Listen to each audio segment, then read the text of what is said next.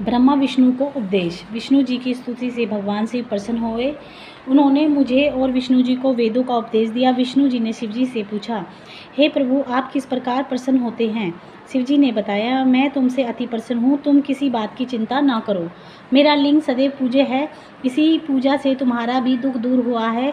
सभी प्राणी मुझे लिंग के रूप में पूजकर अपने समस्त दुख दूर कर सकते हैं। मैं तरह तरह से फलों और मनोरथों को देने वाला हूँ।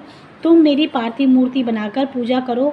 तुम्हारे अंग से मेरा जो अंग पैदा होगा वह रुद्र कहलाएगा। हे ब्रह्मा, तुम सृष्टि के कर्ता बनो, विष्णु सृष्टि के पालक बने, उमा रूपी प्रकृति की शक्ति और सरस्वती ब्रह्मा की पत्नी बने तथा यही उमा रूपी प्रकृति लक्ष्मी रूप से विष्णु की पत्नी बने। यही परम शक्ति कभी काली के नाम से मेरे अंश से प्रकट होंगी और कार्य सिद्धि के लिए ज्योति से प्रकट होंगी। आप दोनों की पत्नियां परम मंगलमयी कहलाएंगी। जय गुरु जी। ओम नमः शिवाय। ब्रह्मा, विष्णु और रुद्र की आयु।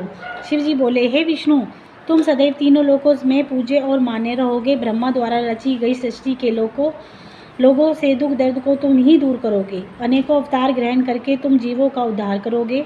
हे नारद, इतना कहकर विष्णु को मेरा हाथ पकड़ाकर शिव जी ने कहा कि तुम सदैव इसके दुख में सहायता करना, तुम सबके अध्यक्ष और मुक्ति के दायक हो।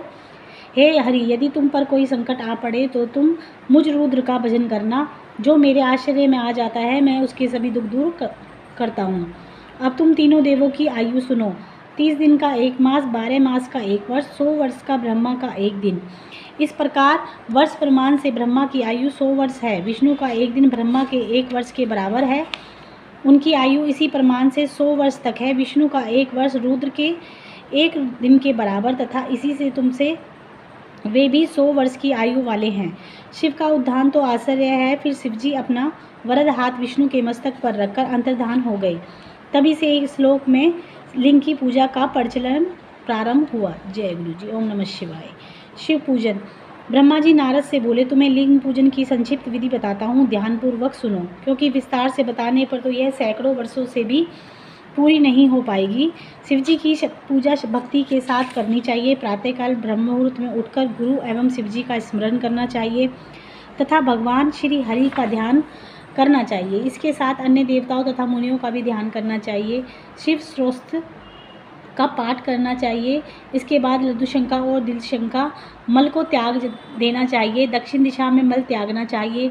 मल त्याग के बाद 5 बार हाथ धोने चाहिए। बाएं हाथ को 10 बार और दोनों हाथों को मिलाकर 7 बार मिट्टी से मांजें। इस लिंग को गुदा को भी मिट्टी लगाकर 1 बार स्वच्छ करें। दोनों पैरों में 3 बार मिट्टी लगाकर 3 बार हाथ से साफ करें। वर्ण के अनुसार दातुन करें। छठ, अमावस, नवमी के व्रत के दिन, रविवार को तथा संध्या और श्राद्ध के समय दातुन न करें।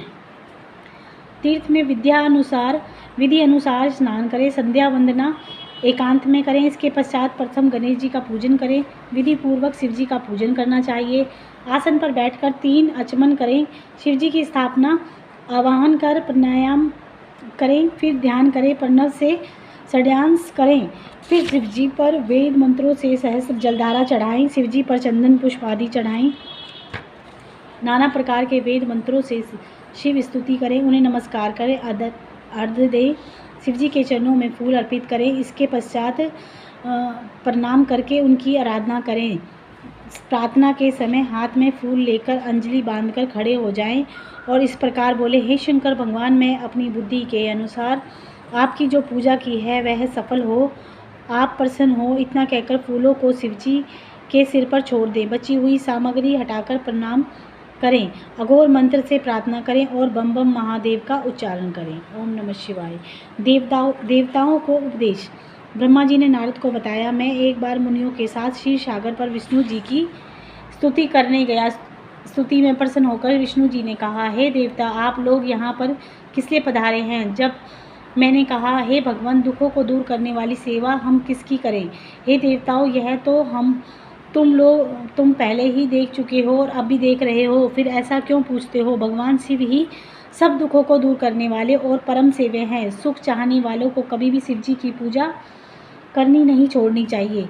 मनुष्य को सभी प्रकार के सुख शिव जी की पूजा करने से प्राप्त होते हैं। इसके अतिरिक्त मुक्ति भी मिल जाती है। विष्णु जी की बात सुनकर सभी देवताओं ने शिव जी को प्रणाम किया और सभी कर्मों की सिद्धि के लिए शिवलिंग की पूजा अर्चना करने लगे। विष्णु भगवान की आज्ञा से विश्वकर्मा ने सभी देवताओं को पूजन के लिए शिवलिंग प्रदान किए। पद्मग्राह मणि का लिंग इंद्र को, सोने का कुबेर और पीतमणि को धर्मराज को, श्याम वर्ण का वरुण को, नीलकमि का लिंग विष्णु को, सुवर्णमय लिंग ब्रह्मा को, चांदी का लिंग विश्वदेव को, पीपल का लिंग वसुओं को, स्फटिक मणि का लिंग अश्विनी कुमारों को, तांबे का लिंग लक्ष्मी को, मोती का लिंग आदित्य को, ब्रज का लिंग चंद्रमा को, ब्राह्मणों को दिया, ब्राह्मणों की पत्नियों को मिट्टी का लिंग, नागों का चंदन का लिंग, देवों को मक्खन का लिंग, योगियों को भस्म का लिंग, यक्षों को दही का लिंग, छाया को मिट्टी का लिंग प्रदान किया। इस प्रकार सभी को जब लिंगों की प्राप्ति हो गई तब मैं विष्णु जी के वचनों को मानकर देवताओं सहित घर को लौट आया। सभी को लिंग पूजा विधि बताई और उनसे कहा जब तक ज्ञान प्राप्त न हो जाए तब तक देवतागण विधि के साथ लिंग की पूजा करते रहे। शिव पूजन विधि। ब्रह्मा जी बोले, अब मैं शिव जी की सर्वकाम तथा सुखदायक उत्तम पूजा की विधि का वर्णन करता हूँ, ध्यान पूर्वक सुनो। ब्रह्म मुहूर्त में उठकर पार्वती सहित शिव जी का स्मरण करें। भक्ति पूर्वक हाथ जोड़कर उन्हें नमस्कार कर सिर झुकाएं। प्रार्थना इस प्रकार करें, हे देवेश, हे हृदयेश्वर, आप उठिए और ब्रह्मांड का मंगल कीजिए। अधर्म से मेरी निवृत्ति कीजिए और धर्म में प्रतिदिन मेरी प्रवृत्ति कीजिए। हे शिवशंकर, मैं जो आपका सेवक हूँ, इस प्रकार भक्ति के वाक्य कहकर गुरु को प्रणाम करके शौचादि से निर्वत हो दातुन करके 16 बार कुल्ला करें, फिर स्नान करें। रविवार, श्राद्ध, संक्रांति तथा ग्रहण के दिन महादान तथा तीर्थ व्रत के दिन गर्म जल से स्नान न करें। अपवित्रता होने पर गर्म जल से स्नान करें। ऋषि और पितरों की खुशी के लिए तर्पण करें। धुले एवं स्वच्छ वस्त्र धारण करें। मृग चर्म पर बैठकर त्रिपुंड धारण कर भस्म लगाएं। भस्म के अभाव में जल का ही त्रिपुंड धारण करें। इसके पश्चात शिवजी की आराधना करें। मंत्र के साथ 3 बार आचमन करें। इसके पश्चात गंगा विष्णु कहकर 1 बार आचमन करें। गुरु की आज्ञा अनुसार विधि पूर्वक गंध पुष्पादि से विनायक आदि की पूजा कर शिवजी की पूजा करें। चंदन कुमकुम आदि से विधि पूर्वक पार्वती की पूजा करें। परिक्रमा करें, दंडवत प्रणाम करें, भक्ति सहित पुष्पांजलि अर्पित करें। फिर हे भूतनाथ, मुझ पर प्रसन्न होइए बोलकर प्रार्थना विसर्जन करें। जय गुरु जी। ओम नमः शिवाय। पुष्पों द्वारा शिव पूजन का फल। ब्रह्मा जी ने बताया, कमल पत्र, बेलपत्र, शतपत्र, शाप पुष्प से पूजन करने पर लक्ष्मी की प्राप्ति होती है। 20 कमल का एक प्रस्थ, 1 सहस्त्र बेलपत्रों का आधा प्रस्थ होता है। 16 फल का एक प्रस्थ तथा 10 रंग का एक फल होता है। इस तोल के अनुसार तराजू पर तोलकर साकाम पूजे तो आप कामनाओं की सिद्धि होती है। इस 10 करोड़ पूजन करके मनुष्य राज्य प्राप्त कर सकता है। हे मुनीश्वरों, शिवलिंग पर चावल, धूप, दीप, चंदन आदि चढ़ाएं। सहस्त्र जलधारा से स्नान कराएं। धूप, दीप, नैवेद्य आदि से पूजा करें। सागोपांग पूजा करके भोग राज्य प्राप्ति होती है। रोगों से मुक्ति के लिए 50 कमल पुष्प माला चढ़ाएं। कन्या को इच्छुक व्यक्ति 25,000 कमल पुष्प चढ़ाएं। विद्या हेतु घृत चढ़ाएं। मारन में 1 लाख से, मोहन में 50,000 से एवं राजा को वश में करने के लिए 10 लाख पुष्पों से पूजा करें एवं इतना ही जप करें। ज्ञान के लिए 1 करोड़ एवं शिव दर्शन के लिए आधा करोड़ पुष्पों से पूजा करें। कार्य सिद्धि हेतु मृत्युंजय का 5 लाख जप करें। मुक्ति का इच्छुक व्यक्ति कुशा से पूजन करे। आयु लंबी चाहने वाला व्यक्ति 1 लाख दुर्वा चढ़ाए। पुत्र का इच्छुक व्यक्ति 1 लाख धतूरे के फूल से पूजा करे। धतूरे को डंडी आदि यदि लाल रंग की हो तो शिवजी मुक्ति प्रदान करते हैं। प्रताप के लिए आग के फूल चढ़ाएं। कनेर के लिए पुष्पों से रोग दूर होते हैं तथा वस्त्र एवं संपत्ति की कमी नहीं रहती। राई के पुष्प चढ़ाने से शत्रु की मृत्यु निश्चित है। चंपा और केतकी के फूलों को छोड़कर शिवजी पर सभी प्रकार के फूल चढ़ाए जा सकते हैं। चावलों को चढ़ाने से लक्ष्मी जी की वृद्धि होती है। 1 लाख फल तिल चढ़ाने से महापाप का नाश होता है। 1 लाख या 8 प्रस्थ जो चढ़ाने से स्वर्ग सुख की प्राप्ति होती है। जवर शांति के लिए जलधारा मंगल देता है। इसमें रुद्र जाप, मृत्युंजय जाप, रुद्र सूक्ष्म आदि का जाप श्रेष्ठ होता है। गंगा जल से मुक्ति प्राप्त होती है। ओम नमः शिवाय। जय गुरु जी। शिवाय। शिव जी सदा सहाय।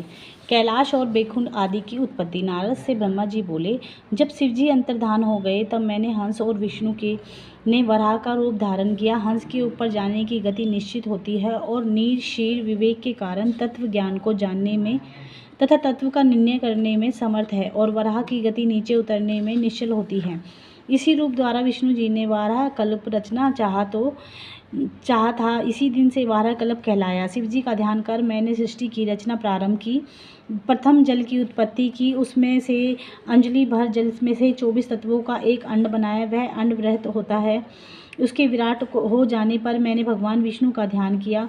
उन्होंने अंड में प्रवेश कर उसे चेतन किया और सहस्त्र पैर, स्वतंत्र हाथ, सहस्त्र नेत्र, सहस्त्र सिर आदि प्रकट हुए। उस विराट पुरुष ने सारी पृथ्वी को ढक लिया। फिर विष्णु कैलाश से ऊपर बैकुंठ को चले गए। मैंने इस सृष्टि रचना प्रारंभ कर दी। पहले पाप की सृष्टि की, जिसमें अविद्या और तप की प्रधानता की। इसमें स्थावरों की रचना हुई। इसके पश्चात शिव जी का ध्यान करके तिरछे जीवों की रचना की। फिर सात्विक देवताओं की रचना की। शिव जी की आज्ञा से रजोगुण वाले मनुष्यों की रचना की। इस प्रकार 5 तरह की सृष्टि हो गई।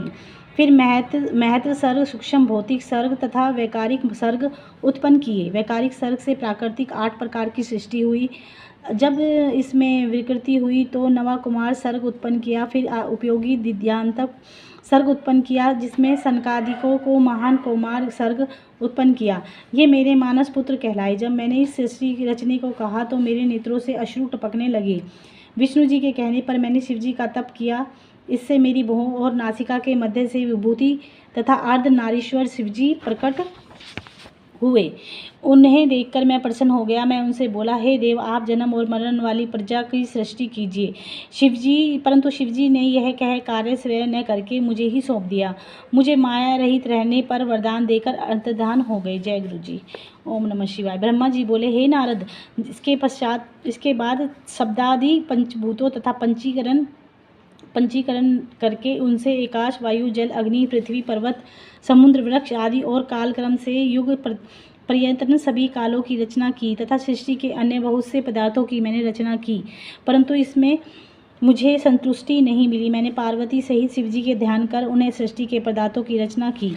अपने नेत्रों से मरीचि ऋषि को, हृदय से भृग ऋषि को, सिर से अंगिरा ऋषि को, कान से पुलह ऋषि को, उदान से पुत्सल्य ऋषि को, समान से वशिष्ठ ऋषि को, अपान से सप्तऋषि को, वर्णों से अत्रि ऋषि को, प्राण से दक्ष ऋषि को, गोदी से नारद को, छाया से कदर्म ऋषि को उत्पन्न किया।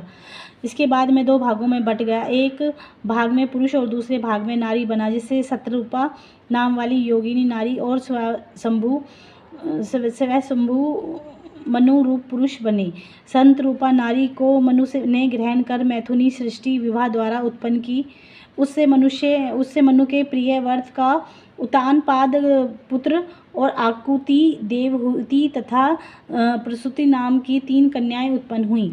आकुति को रुचि नामक मुनि को दिया तथा देवहूति को कदर्म प्रजापति को दिया। प्रसूति का विवाह दक्ष के साथ हुआ। इनकी संतानों ने चराचर जगत भर गया। रुचि और आकुति ने यज्ञ हुआ। यज्ञ के पारे पुत्र हुए। देवहूति के कदर्म द्वारा अनेक संतान हुई। दक्ष प्रजापति के 24 कन्याओं ने जन्म लिया। ये कन्याएं क्रमशः भृगु, भवय, मरीचि, अंगिरा आदि ऋषियों को ब्याही दी गई। इनसे असंख्य संतानें पैदा हुई। शिवजी ने त्रिशूल के अग्रभाग से सती की रक्षा की, जिन्हें सर्वव्यापी विष्णु ने अपने प्रभाव ने बनाया था। फिर वही लोक कल्याण हेतु दक्ष के यहाँ प्रकट हुए। सती की अरा, अपरा और शिवा ये 3 रूप हैं। सती रूप से शंकर जी के साथ उनका विवाह हुआ। पिता के यज्ञ में सती ने अपना शरीर त्याग कर दूसरे जन्म में वे पार्वती के रूप में पैदा होकर शंकर जी को पुनः प्राप्त हुई। उनके अन्य मुक्तिदायक नाम हैं कालिका, चंडिका, भद्रा, चामुंडा, जया, विजया, जयंती, भद्रकाली, दुर्गा, भगवती, कामाख्या, कामंदा, अम्ब, मुंडानी, सर्वमंगला आदि। इस प्रकार हे मुनि, मैंने तुम्हें सृष्टि की रचना का वर्णन किया, जो शिवजी की आज्ञा से मैंने रची। पापी गुणनिधि की कथा। जय गुरु जी। ओम नमः शिवाय। ब्रह्मा जी ने नारद से कहा कि जिस प्रकार शिव जी कैलाश पर गए थे तथा कुबेर से जिस प्रकार मित्रता हुई वह प्रसंग सुनो। कापिल्य नगर में यज्ञदत्त नाम का एक ब्राह्मण रहता था। वह विद्या में बहुत पारंगत था। उसका एक पुत्र था जिसका नाम गुणानिधि था। 8 वर्ष की आयु में उसका पवित्र संस्कार कर दिया गया। वह अनेक विद्याओं की ज्ञाता भी बन गया, परंतु उसने कुछ दुर्गुण भी आ गए, जैसे जुआ खेलना, गाने बजाना, महफिलों में जाना। माता के कहने पर भी वह अपने पिता के पास नहीं जाता था। पिता दीक्षा या यज्ञादि से निवृत्त होकर लौटने पर पत्नी से जब वह पूछता कि विंडो की खिड़की बंद करेगा, गुणनिधि कहाँ गया, तो माता को उत्तर देती कि यहीं कहीं अभी अभी चला गया, शायद पूजा, स्नान या देवताओं के लिए फूल आदि लेने गया होगा। माता अपने अकेले पुत्र गुणनिधि को प्रतिदिन समझाती, परंतु वह नहीं सुधरा। एक दिन वह अपने पिता की अंगूठी को चुराकर ले गया। पिता ने अंगूठी को एक जुआरी के हाथ में देखा तो उसने पूछने पर ज्ञात हुआ कि यह गुणनिधि जुए में हार गया। यही नहीं, वह जुए में काफ़ी धन भी हार गया है। जुआरी कहने लगा, आश्चर्य इस बात का है कि जैसे ज्ञानी पंडित अपने पुत्र को नहीं जान पाए। यज्ञदत्त का सिर लज्जा से झुक गए। वह लज्जावश सिर और मुंह को वस्त्र से ढककर अपने घर आया। वह अपनी पत्नी से बोला, तेरा पुत्र गुणानिधि कहाँ गया है? वह मेरी अंगूठी कहाँ है? पत्नी बोली, मुझे इस समय याद नहीं है, मैं कहीं रखकर भूल गई हूँ। यज्ञदत्त गुस्से में बोला, सत्य कह रही है, निकम्मे पुत्र को जन्म देने वाली तू बड़ी असत्यवादिनी है। मैंने जब भी तुझसे पूछा गुणनिधि कहाँ है तो झूठ बोलकर मुझे बहला देती थी। अन्य वस्तुएं भी घर से गायब थी। पुत्र को बिगाड़ने में माता का दोष देखकर उसने जल लेकर दोनों को तिलांजलि दे दी तथा किसी दूसरी ब्राह्मण कन्या से विवाह कर लिया।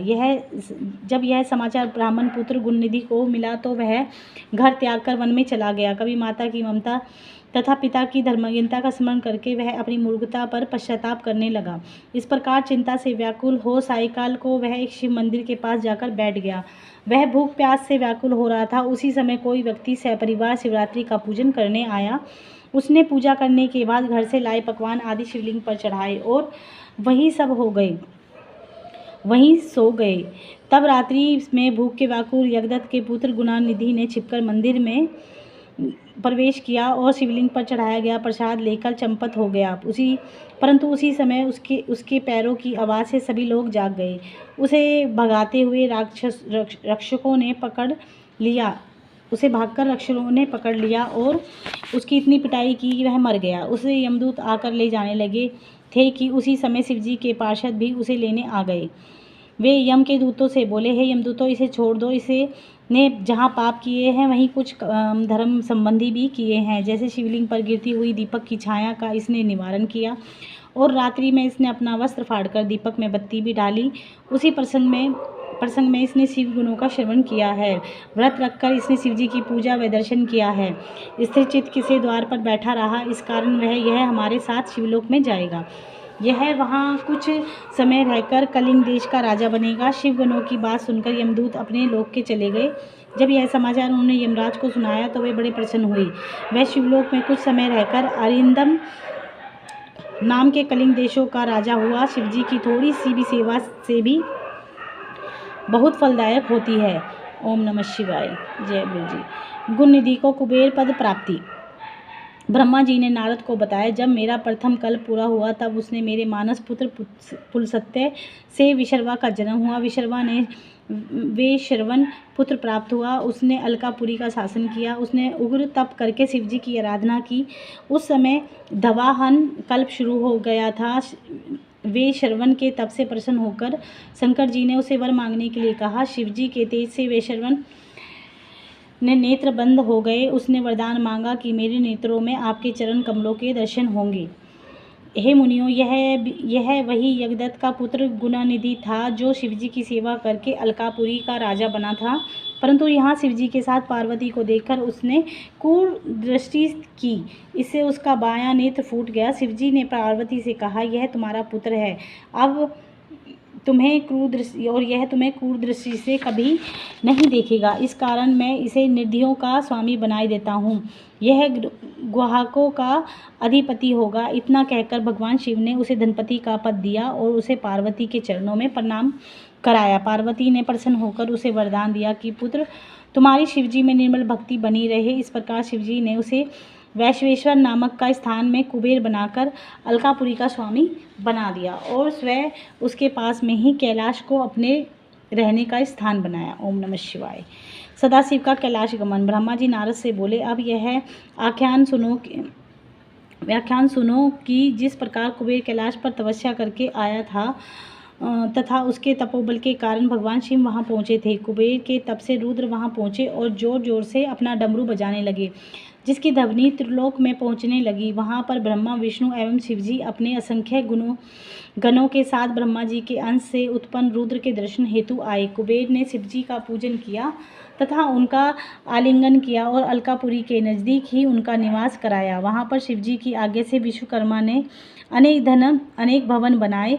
शिवजी सिंहासन पर आरूढ़ हुए तथा ब्रह्मा, विष्णु और देवताओं ने उनकी स्तुति की। शिवजी ने सबकी मनोकामनाएं पूर्ण की, तभी सभी प्रसन्नतापूर्वक अपने अपने निवास स्थानों को प्रस्थान कर गए।